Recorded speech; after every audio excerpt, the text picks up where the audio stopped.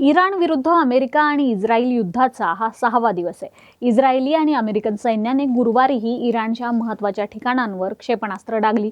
Iran देखील यात मागे नाहीये. इराणने सुद्धा इस्रायल आणि आखाती देशांमधील अमेरिकी लष्करी तळांवर हल्ले केलेत. या युद्धात इराणचे सर्वोच्च नेते आयातुल्ला खामेनी यांचा मृत्यू झाला. अमेरिका आणि इस्रायलने 3 दिवसात 2000हून अधिक बॉम्ब टाकले आहेत. त्यामुळे इराणमधील 800हून अधिक लोकांचा मृत्यू झालाय. हे युद्ध लगेच थांबेल अशी आशा डोनाल्ड ट्रम्प यांनी घेतलेल्या पत्रकार परिषदेतच मालवून टाकली आहे. 4-5 आठवडे आम्ही युद्धाच्या तयारीनेच मैदानात उतरलो आहोत असं बोलून त्यांनी एकच खळबळ उडवून दिली आहे. मात्र सध्या काय आहे अमेरिकेची आणि इराणची परिस्थिती? जगापुढे आम्ही सिंह आहोत असा आव आणणारी अमेरिका खरंच सिंह आहे का? इराण अमेरिकेपुढे कमकुवत ठरतोय की अमेरिकेलाच पळता भुई थोडी करून सोडतोय? सगळं जाणून घेऊयात या व्हिडिओच्या माध्यमातून. नमस्कार, मी अनुजा आणि तुम्ही पाहताय कार्यारंभ.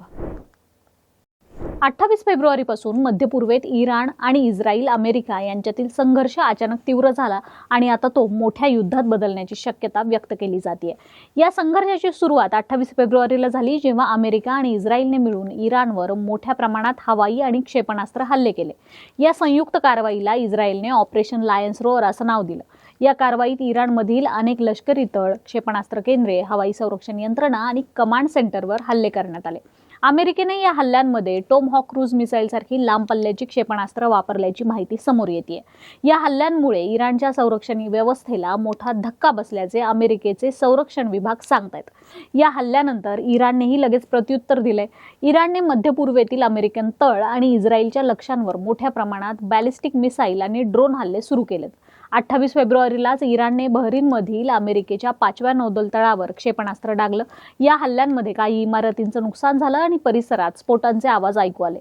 त्याचवेळी इराणने कुवेत, कतार आणि संयुक्त अरब अमिराती परिसरातही मिसाईल आणि ड्रोन पाठवले, ज्यापैकी अनेक क्षेपणास्त्र हवेतच अडवण्यात आली.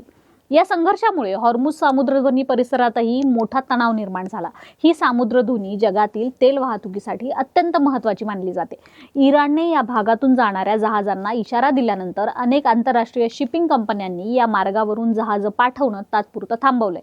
काही तेल टँकर्सना देखील नुकसान झाल्याची माहिती समोर आली आहे. त्यामुळे जागतिक तेल बाजारात देखील अनिश्चितता निर्माण झाली आहे. दरम्यान इस्रायलनेही इराणमधील अनेक शहरांवर हवाई हल्ले सुरू ठेवलेत. राजधानी तेहरानमधील काही महत्त्वाच्या लष्करी ठिकाणांवर बॉम्ब हल्ले करण्यात आलेत. इस्रायली लढाऊ विमानांनी इराणच्या सुरक्षा यंत्रणेच्या मुख्यालयावरही हल्ला केल्याचं सांगितलं जातंय. काही अहवालांनुसार या सुरुवातीच्या हल्ल्यांमध्ये अनेक वरिष्ठ लष्करी अधिकारी ठार झाल्याचा दावा करण्यात आलाय. या युद्धात समुद्रातही मोठी घटना घडली आहे. 4 मार्च 2026 रोजी अमेरिकेच्या पाणबुडीने इराणच्या नौदलातील युद्धनौका आयरिस डेनाला टॉर्पिडो वापरून हल्ला करून बुडवलंय. ही घटना श्रीलंकेच्या किनाऱ्याजवळ हिंद महासागरात घडली आहे. या हल्ल्यात किमान 87 नौसैनिकांचा मृत्यू झाला, तर काही जणांना वाचवण्यात आल्याचं कळतंय. अमेरिकेने मार्क 48 टॉर्पिडो वापरून हा हल्ला केल्याचं नंतर मान्य केलंय. ही घटना या संघर्षातील सर्वात मोठ्या नौदल कारवायांपैकी एक मानली जाते. अमेरिकेचं म्हणणं असं आहे की या युद्धात त्यांनी इराणच्या 20 पेक्षा जास्त नौदल जहाजांना निष्क्रिय किंवा नष्ट केलंय आणि इराणच्या क्षेपणास्त्र क्षमतेलाही मोठा धक्का बसलाय. तरीही इराण अजूनही बॅलिस्टिक मिसाईल, ड्रोन आणि प्रॉक्सी गटांच्या मदतीने प्रत्युत्तर देतच आहे. त्यामुळे हा संघर्ष केवळ इराण आणि इस्रायल पुरता किंवा अमेरिकेपुरता मर्यादित न राहता संपूर्ण मध्य पूर्वेत पसरू शकतो अशी भीती व्यक्त केली जाते. खामेनेई यांच्या मृत्यूनंतर इराण अधिकच भावनिक झालाय. त्यामुळे हा संघर्ष चिघळण्याची चिन्हच जास्त दिसत आहेत. आता यात अमेरिकेला आपण सर्वाधिक शक्तिशाली आहोत असा जो समज झाला होता आणि इराण आपल्या पुढे झुकू शकतो असा विचार करत अमेरिका जे युद्ध लढत आहे त्यात सपशेल अमेरिका खोटी ठरतीये. इराणच्या थिंक टँक डिप्लोमॅटिक हाऊसचे संचालक हमीद रेजा गोलामजादेह यांच्या मते इराण हा क्षेपणास्त्राच्या दृष्टीने सर्वात शक्तिशाली देश आहे. त्यामुळे अमेरिकेपुढे झुकण्याची शक्यता त्यांनी खोटी ठरवली आहे. ते म्हणतात की इराणने 6 महिने युद्धाची तयारी केलेली आहे, म्हणजे 6 महिने इराण युद्ध करू शकतं. अमेरिकेने मात्र आतापासूनच नौदल मागे घेण्यास सुरुवात केली आहे. सध्या इराण जुन्या क्षेपणास्त्रांचाच वापर करतोय. आधुनिक क्षेपणास्त्र अजूनही बाकी आहेत, पण इराणची सगळ्यात कमकुवत बाजू अशी आहे की त्यांच्याकडे क्षेपणास्त्र रोधक प्रणाली नाहीये. त्यांनी चीनकडून ही प्रणाली विकत घेतली होती, मात्र ती कमकुवत ठरली. त्यामुळे अमेरिकेला वाटते की एकाच दिवसात इराणची क्षेपणास्त्र साठवलेली जागा बॉम्बने उडवून दिली की इराणचा खेळ खल्लास. पण अजूनही अमेरिका आणि इस्रायलला ही जागा सापडलेली नाही. इराण सोबतच्या या युद्धात अमेरिकेला मोठ्या प्रमाणात खर्च येतोय. इराणने पाठवलेला ड्रोनचा खर्च $20,000 आहे, तर ते पाडण्यासाठी अमेरिका आणि इस्रायलला $40 लाख पेक्षा जास्त खर्च करावे लागतात. त्यातच आता अमेरिकेकडील क्षेपणास्त्र झपाट्याने कमी होत आहेत. त्या तुलनेत इराण अजूनही मजबूत असल्याचं दिसून येत आहे. त्यासोबतच इराणच्या विरोधात असणाऱ्या इतर देशांकडे देखील मोठ्या प्रमाणावर क्षेपणास्त्र नाहीत. एका अहवालानुसार अमेरिका आणि इस्रायल जर अशाच प्रकारे क्षेपणास्त्रांचा वापर करत राहिला तर त्यांच्याकडील क्षेपणास्त्रांचा साठा 4 दिवसात संपू शकतो.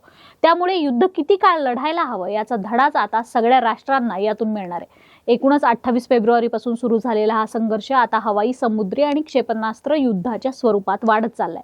अमेरिका आणि इस्रायल एकीकडे इराणच्या लष्करी क्षमतेवर हल्ले करतायत, तर दुसरीकडे इराणही मध्य पूर्वेतील अमेरिकन तळ आणि सहयोगी देशांना लक्ष्य करतोय.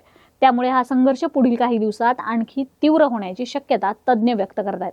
या सगळ्या घटनांवरून तरी एकच दिसतंय, ते म्हणजे अमेरिका, इस्रायल आणि इराण यांच्यातील हे युद्ध केवळ इगोवरून आहे.